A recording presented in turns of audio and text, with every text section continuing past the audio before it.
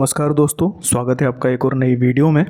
और इस समय हैं हम भारत के उत्तर प्रदेश राज्य के आगरा शहर में। और आज की अपनी इस वीडियो में हम लोग विजिट करने वाले हैं आगरा के किले को। आगरे का किला जो है वो रकाबगंज आगरा में आता है और ये जो पूरा एरिया है रकाबगंज का एरिया कहा जाता है इसे। और अभी हम लोग टिकट काउंटर पे हैं जहाँ से हम टिकट परचेस कर रहे हैं। और इस किले को विजिट करने का जो प्राइस है वो फॉरेनर्स के लिए 650 रुपये है और जो इंडियंस हैं उनके लिए 50 रुपये पर पर्सन है। बच्चों के लिए यहाँ पर कोई टिकट नहीं लगती है। जिन भी बच्चों की उम्र 15 साल से कम है उनके लिए यहाँ पर निःशुल्क है और आप यहाँ पे फ्री में घूम सकते हैं। लेकिन उसके बाद भी आप जब भी यहाँ पर आएँ एक बार टिकट काउंटर पे प्रॉपर प्राइस चेक कर लें, उसके बाद ही एंटर करें। जिनको कैमरा वगैरह अंदर लेके जाना है उनके लिए अलग प्राइजेस हैं, वो भी यहाँ पर आकर अपने उन प्राइस को चेक कर सकते हैं अपने कैमरे के अकॉर्डिंग। तो काउंटर से टिकट लेने के बाद अब हम लोग अमर सिंह गेट से अंदर प्रवेश करने वाले हैं। ये किले की बाहरी दीवारें हैं जिन्हें आप देख सकते हैं।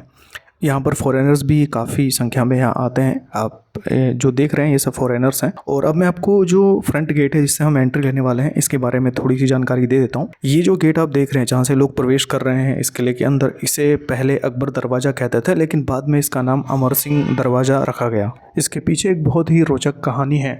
अमर सिंह जी राठौड़ जो कि जोधपुर के एक क्षत्रिय राजपूत थे, उन्होंने शाहजहाँ के सामने ही उनके वित्त मंत्री यानी कि उनके फाइनेंस मिनिस्टर सलाबत खान को ख़त्म कर दिया। उनके सामने ही उसकी हत्या कर दी और इस किले से अपने घोड़े के सहित भागने के लिए निकले। और जब वो इस गेट के पास आए तो उन्होंने घोड़े सहित इस गेट के ऊपर से नीचे की ओर छलांग लगा दी, जिससे नीचे आते ही उनके घोड़े की मृत्यु हो गई और अमर सिंह जी को गिरफ्तार करके उन्हें भी बाद में मृत्युदंड दे दिया गया। लेकिन उसके बाद इस गेट का नाम अमर सिंह गेट रख दिया गया, जिससे उनकी बहादुरी के किस्से लोगों के बीच में हमेशा प्रचलित रहे।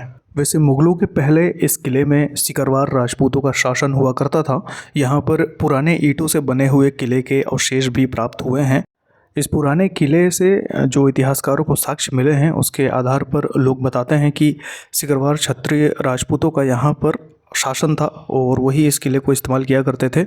लेकिन इसके बाद मुग़ल शासनकाल शुरू हुआ और इस किले के ऊपर मुग़ल, लोधी और मराठा साम्राज्य ने शासन किया। और अभी आप जो देख रहे हैं इसे दीवाने आम कहा जाता है और यहीं पर मुग़ल शासक बैठकर अपनी सत्ता का संचालन करते थे।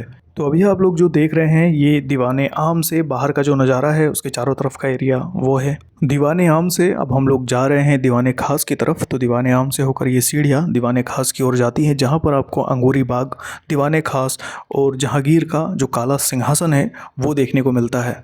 दीवाने खास का ये जो पूरा एरिया है ये बहुत ही स्पेशल है और बहुत ही सुंदर एरिया है पूरा का पूरा, क्योंकि यहाँ पर नीचे जो आप देख रहे हैं इन सभी रूमों में जो करेंसी बनाई जाती थी मुगल शासनकाल में वो इन सब नीचे वाले कमरों में होती थी। और यहाँ पर ऐसा बताया जाता है कि मुगल सेना के राजकीय पदों पे जो लोग थे उनके कार्यालय भी इन्हीं कमरों में हुआ करते थे। और ये जो कमरे आप देख रहे हैं लाइन से बने हुए, इन सभी कमरों का इस्तेमाल मुगल शहजादियाँ और रानियाँ किया करती थीं। यहाँ पर एक शाही मस्जिद भी है। इस मस्जिद का इस्तेमाल शाही लोग नमाज पढ़ने के लिए किया करते थे। अब मैं आपको वो जगह दिखाता हूँ जो कि विश्व प्रसिद्ध है और ये है आगरा का ताजमहल, जो कि दीवाने खास से साफ दिखाई देता है। और अभी आप जो देख रहे हैं ये दीवाने खास का एक काला सिंहासन है जो कि काले पत्थर से बनाया गया है और इसे जहांगीर से जोड़ के देखा जाता है। लेकिन ऐसा बताया जाता है कि इसका निर्माण अकबर के समय में भी हो चुका था और इसे खास मौक़ों पर ही इस्तेमाल किया जाता था। इसी के पास में दीवाने खास का जो एक कमरा बना है वो भी है, वो मैं अभी आपको दिखाऊंगा। पर उसके पहले मैं आपको बता दूं कि इस सिंहासन के ऊपर एक दरार पड़ी हुई है जो कि आपको राइट साइड में कॉर्नर पे दिख रही होगी। तो ऐसा बताया जाता है कि जब जाट राजा ने यहाँ पर हमला किया था तब उन्होंने क्षतिग्रस्त किया था इसे। इसके अलावा एक साक्ष्य और भी है जिसमें बताया जाता है कि 1803 में ब्रिटिश सेना ने जब इस किले पर आक्रमण किया तब जो गोला था वो इस सिंहासन से टकराता है और उसके कारण ये सिंहासन क्षतिग्रस्त हो जाता है। और अभी हम जिस एरिया में खड़े हैं इसे दीवाने खास महल कहा जाता है, जहाँ पर बादशाह आराम किया करते थे। जो भी मुग़ल बादशाह इस किले में हुए हैं वो इसी एरिया में आराम करते थे। और ये जो आप महल देख रहे हैं यहीं पर इनके सोने का कक्ष भी था। और आपको जो अभी बीच में दिखाई दे रहा है इसे मुसम्मन बुर्ज कहा जाता है। और इसके ही बगल में जो बादशाह होते थे उनके आराम फरमाने के लिए ये जगह थी। इसे जो सामने आप देख रहे हैं इसे अंगूरी बाग कहा जाता है। और उस समय पे यहाँ पर पानी के फुव्वारे वगैरह भी इस्तेमाल किए जाते थे इस पूरे क्षेत्र को ठंडा रखने के लिए।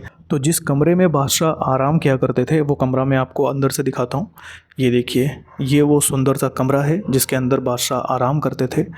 और मैं आपको एक चीज़ और बता देता हूँ कि ये जो दीवारें आप देख रहे हैं इनके ऊपर सोने, चांदी और कई रत्नों के वर्क किए हुए थे। इसमें वो रत्न लगे हुए थे जो कि अभी यहाँ पर देखने को नहीं मिलते हैं। और इस कमरे को खास महल भी कहा जाता है और इसे भारतीय और ईरानी शैली में बनाया गया है। बहुत ही सुंदर कमरा है ये। और ये वही कमरा है जहाँ पर औरंगजेब ने अपने पिता शाहजहां को कैद करके रखा था उनके आखिरी दिनों में। शाहजहां अपने आखिरी दिनों में इसी खास महल से ताजमहल का दीदार किया करते थे। तो अब मैं आपको लेके चलता हूँ खास महल से जहांगीर महल की तरफ। जहांगीर महल बहुत ही भव्य महल है, वो मैं आपको दिखाता हूँ। महल का ये जो हिस्सा आप देख रहे हैं ये पुरानी ईंटों से बनाया गया है। ये पूरा महल ईंटों के सहारे पर ही बना हुआ है। आप इसे बारीकी से देखेंगे तो आपको समझ में आएगा, इसमें ईंटों का ही इस्तेमाल किया गया है। तो अभी हम लोग जिस क्षेत्र में हैं इसे जहांगीर महल कहते हैं। और जहांगीर महल के अंदर अभी हम लोग खड़े हैं। इस महल के अंदर हिंदू और एशियाई वास्तुकला का मिश्रण देखने को मिलता है और ये बहुत ही भव्य और आलीशान भवन है। इस महल को अकबर ने 16वीं शताब्दी में बनवाया था। हालांकि इस महल का नाम बाद में जहांगीर के नाम पर पड़ा और इसे जहांगीर महल के नाम से जाना जाता है। आगरे के किले में ये सबसे बड़ी आवासीय इमारत है। इसका निर्माण लाल बलुआ पत्थरों से किया गया है। नक्काशीदार स्तंभ, झरोखे, छतरियाँ और अलंकृत मेहराब इसकी सुंदरता को और भी बढ़ा देते हैं।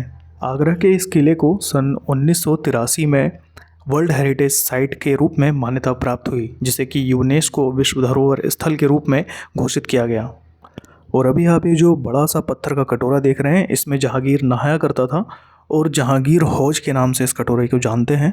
और ये किले के अंदर का जो पूरा दृश्य है वो आपको दिखाई दे रहा है हाल फिलहाल। और आगरे का ये लाल किला विश्व प्रसिद्ध इमारत ताजमहल से लगभग 2.5 किलोमीटर की दूरी पर है। तो आप जब भी ताजमहल आए तो यहाँ पर विजिट कर सकते हैं, या फिर आप लाल किला घूमने आ रहे हैं अगर आगरा में तो आप ताजमहल को आराम से विजिट कर सकते हैं। तो आज की इस वीडियो में इतना ही। आपको हमारी ये वीडियो कैसी लगी आप हमें कमेंट करके ज़रूर बताइएगा।